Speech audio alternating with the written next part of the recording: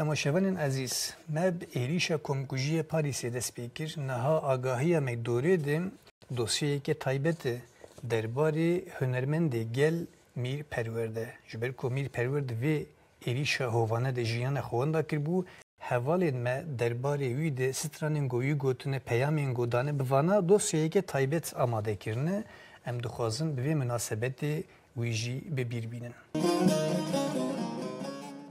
یک جگسین دیریشا پایتخت فرانسا پاریس'e de şehit bu hünermend Mirperwer'e. Mirperwer sala 1993 li navçeya Mûşê Gimgimêj dayîk bû.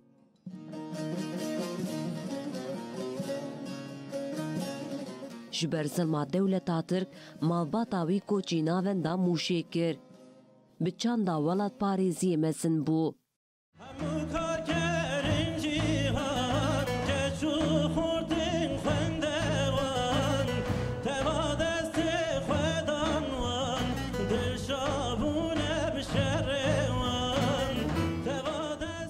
هید زاروقاتیا خود اویندار موزیکا کردی بو.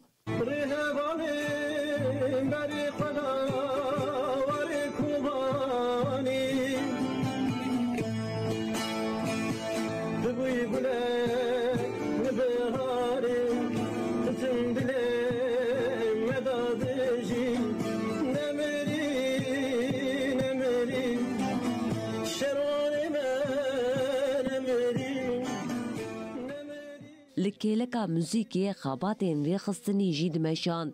بگمان gerek em her avay pişkiri bedin mi berxadana gerilla. Ve servi asası em dibêjin gerilla rûmeta mene û gerilla hebûna mene em berxadana gerilla sırav dikin heta xwîn di laşê me de hebin em ê pişkirî bidin wî berxwedanê. Rastî her hevalekî şê dişibû me pîroz û rûmet. Belê. Ama de bu sembolun Nevrozê hevalên herî ji bo wî sembol hevalên me jin û ronahî berîvan wek rewşan seherwek hevalê din. Ji ber xebatên siyasî 2014 hat girtin û 4 salan di zindanên dewleta Tirk dema. Gelek stran di zindanê de nivîsandin.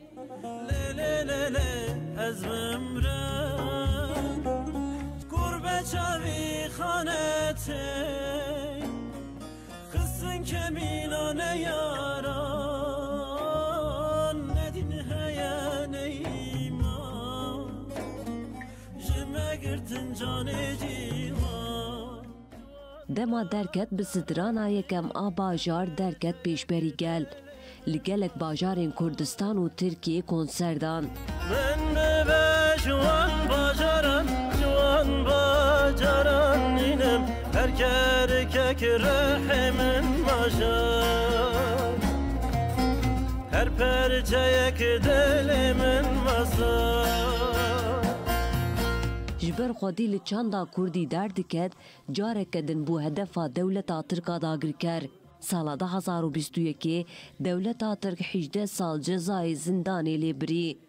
Ji bo nekevê destê dijmin ne çarma berê xwe bide Avrupayê. Li Fransayê daxwaza wî penaberiyê hat qebûl kirin. Li vir jî ji bo pêşketina hunera Kurdî xebatên xwe domand.